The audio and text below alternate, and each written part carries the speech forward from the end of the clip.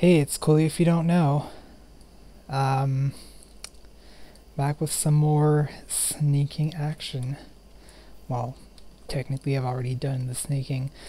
But any rogue will recognize this room and perhaps dread it. Before me is Nalice, leader of the Blackworm cult. She appears as part of the Fangs of the Father quest. Blow the Betrayer. And the simple task is to sneak through the ruins of Karajan and kill her with her 3 million health. I have not attempted this yet. I'm pretty much going to be doing more or less what I did with Lord Creed, except that none of my attempts are going to have live commentary. This part only, this little intro, is the only part that I intend to commentate on live.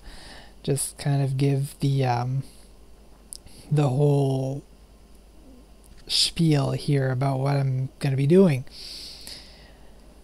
So hopefully it doesn't take too long. It took 17 tries last time, and this time I've got some pretty good gear. I've got a heroic piece in there. Got pretty much the best enchants that that I could have. This is my only 378. And I think I forgot to reforge something off mastery and toward something more useful for rogue. But whatever. I've got the expertise, got the spell hit for my poisons, got a bunch of haste and a bunch of crit. All I can do is give it a try. Hopefully this will turn out successful eventually. Hey, it's Colio after the fact here. First lesson. Make sure that your nameplates are on for this fight, or have some way that you know you're going to see your cast timers for Nalice. I did not realize that, wow, this is really choppy. I don't know how much I can do about that anymore. So yeah, make sure that you know what she's casting. Now, a little bit of background detail about Nalice. Nalice is a black dragon, previously located at Warcraft Temple, and later in the Master Cellar of Deadwind Pass. During the Nexus War and the war against Lich King, Nalice was a black dragonflight envoy to Alex Strass's organization, the Wyrmrest Accord. She was located in the Queen's Chamber at the top of the temple, sending adventurers to Serenar to help him defending the Obsidian Dragon Shrine from the Scourge. In the wake of Deathwing's re-emergence and his shattering of Azeroth, Nalice has mysteriously can't talk, disappeared from Wyrmrest Temple. Nalice hid with her Blackworm cult in the Master Cellar beneath Karajan, Medea's former home and one of the most powerful magical locations on Azeroth. Researching arcane secrets buried beneath the foundation to perform some sort of arcane experiments. In Blood of the Betrayer, rogues seeking to gain the Fangs of the Father are tasked with going to Karajan, linking up with Rathion's agent, then killing Nalice and obtaining a vial of her blood. A little later on I reduced the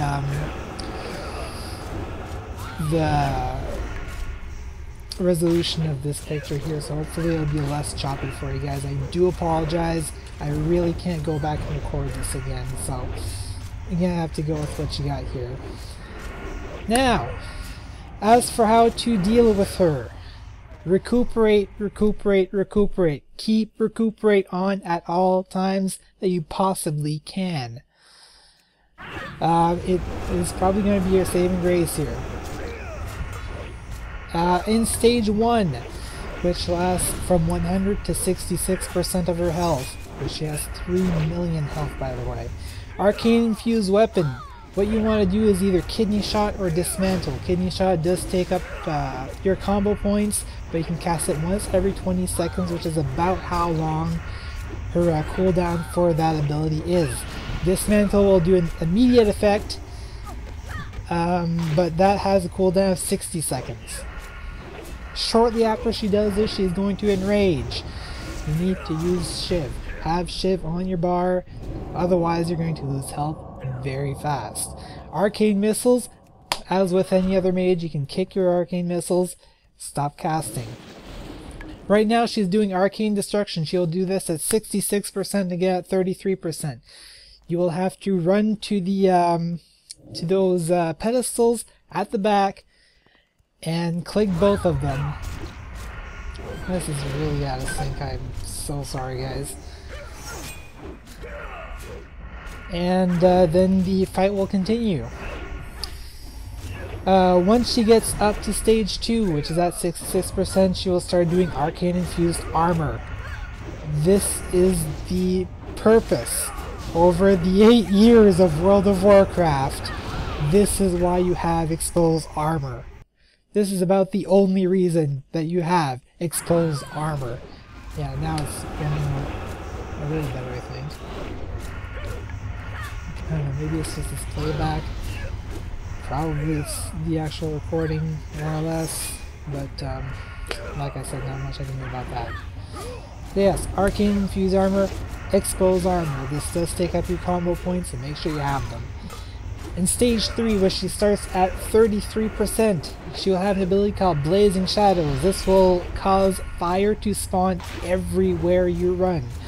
Fortunately, what you can do is Cloak of Shadows. Cloak of Shadows will take off the effect.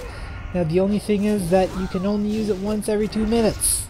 So if it really takes you that long to get through the final phase after she does Blazing Shadows on you, your best bet is probably to cast Feint. Because at least then you'll be removing 50% of the damage from that attack for 6 seconds. 6 seconds doesn't seem like much, but in this battle, it can save your life. Just like with Lord Hiram Creed, make sure that you have blind on your bar. With blind, she will be stunned for 60 seconds. You'll be disengaged from combat. You'll be able to use a bandage and resume the battle. That has a cooldown of 3 minutes, so you're probably only going to be able to use this once in the battle. So make sure that that your recuperate is on at all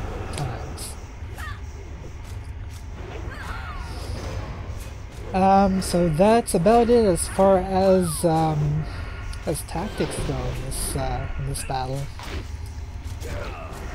Kind of lost track of which tribe this is. I think this is tribe number 3. Now, as far as my objective experience, this battle is not nearly as bad as Lord Creed.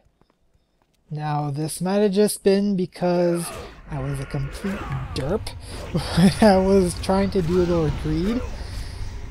I think this might be attempt number 4, actually, now that I'm looking at it.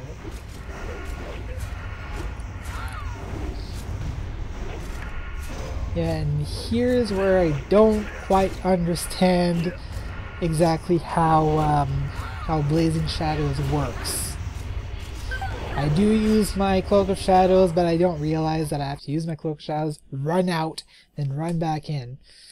And then she got me, had her down to 4%. But that's alright. It's alright. All you can do is get back over there and get back in the battle. Brush it off. There's no use getting mad over it. You just gotta brush it off. So other than the techniques that I gave you here, you know, it's basically anything that, anything that you would do in a raid, do it. That includes use your poisons, use your flask, use your food buffs, everything that you can get to give you an advantage over Nalice. Down to 66% here, and Nalice is active again. She will have her arcane infused armor. What do? We use expose armor. At this point, I still have not realized the fact that I don't have nameplates active. And I don't realize this for a little while yet, unfortunately. But eventually I'll kind of get the idea that, hey, I can't see what she's casting. Maybe that would help. This is where I use my my blindness in order to give myself a little bit of advantage as far as health goes. Get my health up another 30-35%. Away we go. Trying to keep my my recuperate up as much as possible, of course. And here she goes with the arcane destruction again. I think this is pretty safe to say.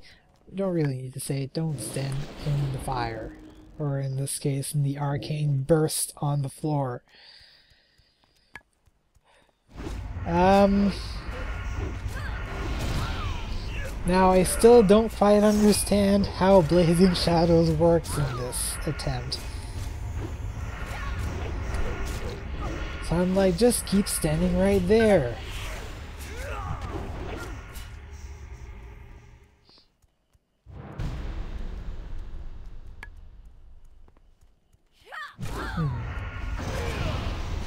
No, this is the attempt where I get her down to 4%. I'm sorry, guys. I pretty much just got out of completing this run. Yeah, she's now 4%. Don't quite get it. While I was reading off these abilities, I wasn't even looking at the screen, to be completely honest here. So here I've moved my my Force Exorcist over to the side so that I can see her nameplate.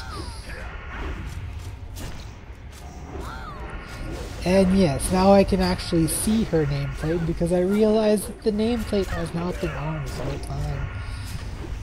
What the hell, Coolio? What are you doing?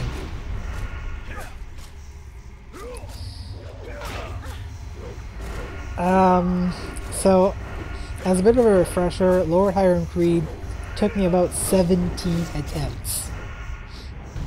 And I was being a little arrogant at first. I'm gonna see some arrogance here today.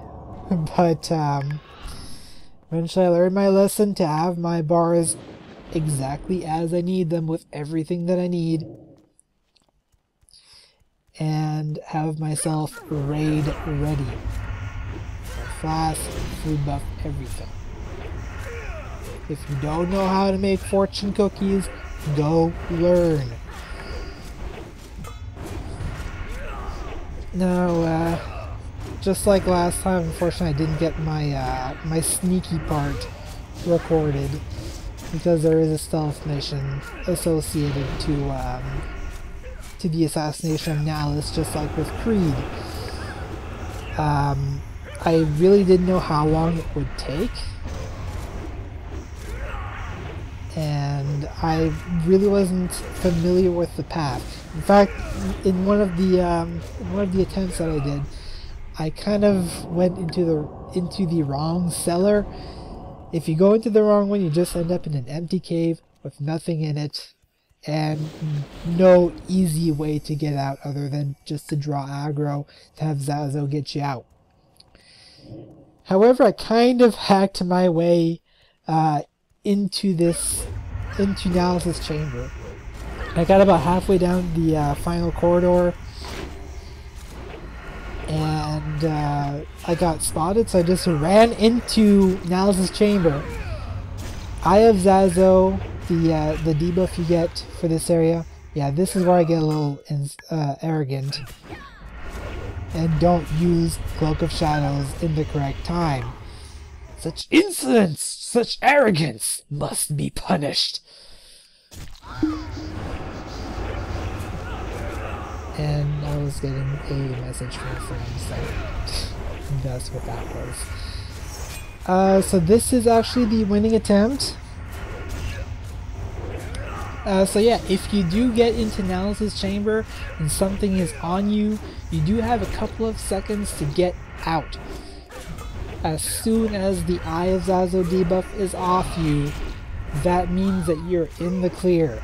Use your Vanish if anything is on you. You will not be teleported out to the start.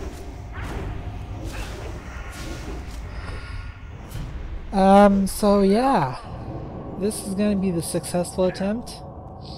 Just be as aware here as you would be in a raid, with the only exception that you are your own raid leader. There's no one calling things out for you. Deadly Boss Mods is not going to help you very much. The game itself will help you as much as it can, but it won't tell you everything. It will not tell you when to kick, it will not tell you when to shiv. So be aware.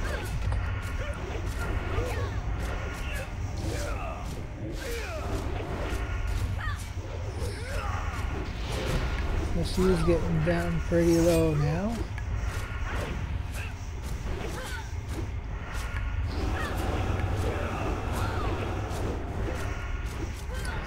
And here comes the second Arcane Destruction.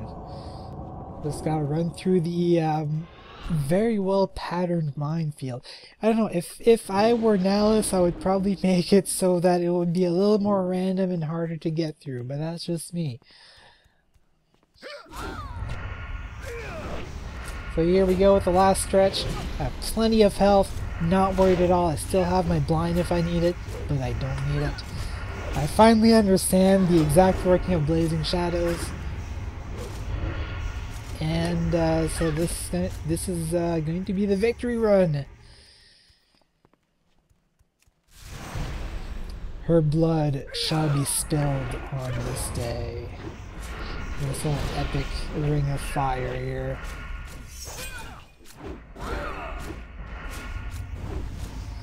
And as she dies, she drops her humanoid facade, turns back into her natural form, and drops down. Blood spilt, which we collect and redeem for Mob Oblivion.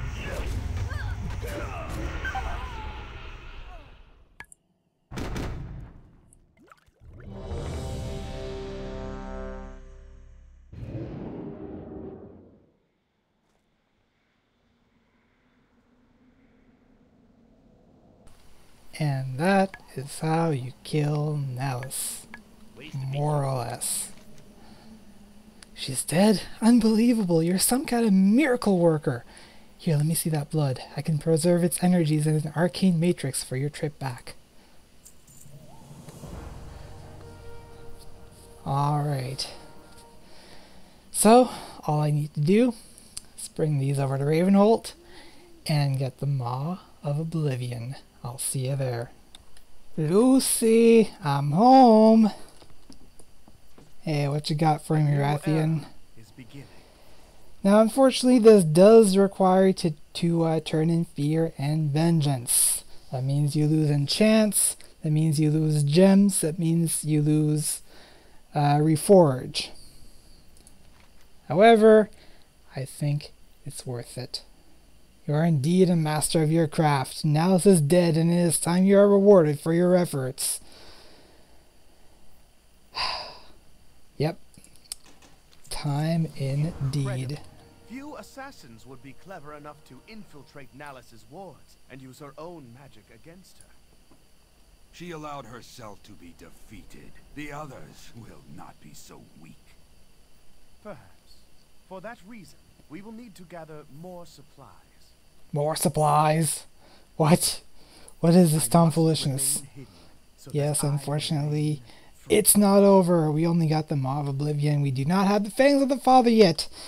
We need to get 60 Elementium Gem Clusters, which is at least 7.5 full runs. So, still a ways to go. Hopefully in about 8 weeks from now, I'll be able to turn in a result. But for now, let's enjoy our reward. The Sleeper and the Dreamer. A pair of 406 item level daggers, which makes the rogue own everything. So, that's it for this video, and hopefully I'll see you soon for the finale of this trilogy. I'm Coley if you don't know, and I'll see you guys next time.